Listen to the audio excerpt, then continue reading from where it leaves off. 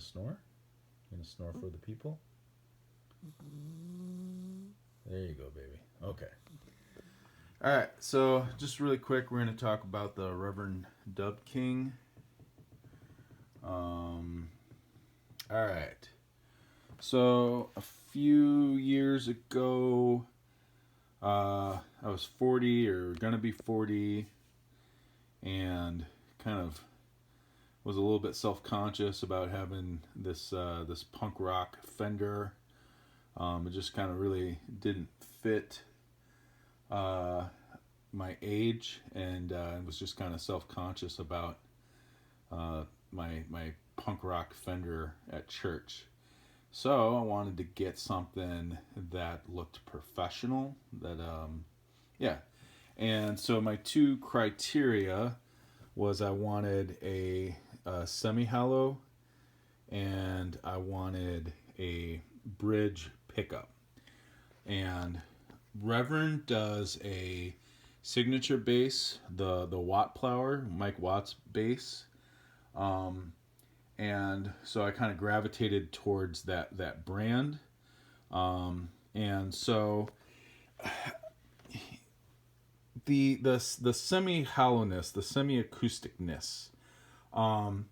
You have the Hofner violin bass, which is actually an acoustic construction, and so it's very, if you hit a string, it rings out like a violin body, and then so then this is not that. This is semi hollow, and it doesn't have the same acoustic property as like a star bass or a EB2, but it is lightweight. It does have some acoustic property, and I'm happy with it.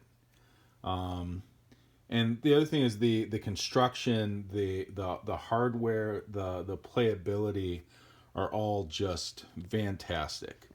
So yeah, I mean, it came with let's see, lightweight hip shot tuners. It can be strung through, although the strings I got said do not string through for those type of strings, and I'll talk about that in a second. And you got the hip shot bridge, great bridge. All right, so the strings I have on it are Sandusky flat wounds.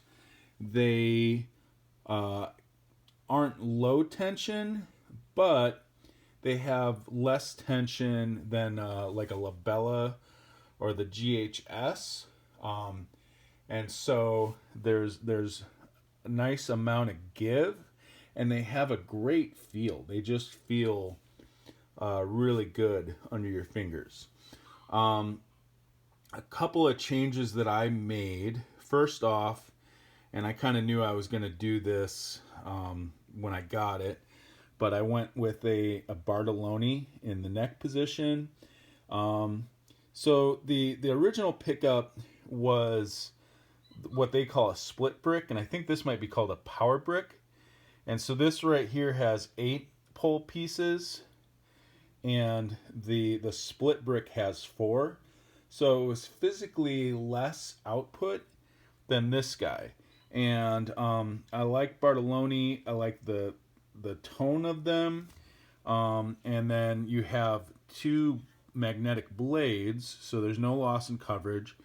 And I can't remember if it's epoxy or resin sealed or whatever they call it, but so you don't have any exposed magnets, so you don't have to worry about bashing the string into the pickup. Like a couple months ago, my volume knob started to fail, and I guess you can get that cleaned out, but I kind of took that as an opportunity to change the electronics, and so I went from volume, tone, blend, a blend of the pickups, to now it's volume, volume and tone for both. And primarily, I use just the neck pickup with the tone rolled off halfway. Every once in a while, you go to the bridge and you bring the tone up, and if you're gonna do harmonics and stuff. But most of the time, I'm just getting a really thuddy, warm, deep tone. Can't think of anything else I really want to say about it except for it's a great bass and it does the job. And the neck I've heard described as being closer to a Les Paul, but it's just got just a really really playable neck. I got this mail order after doing my research, kind of took the risk, and haven't had any reason to regret it. It's just a really playable, functional bass, and with a couple of tweaks as far as the pickup and the strings, I'm getting exactly what I want out of it. All right, thanks.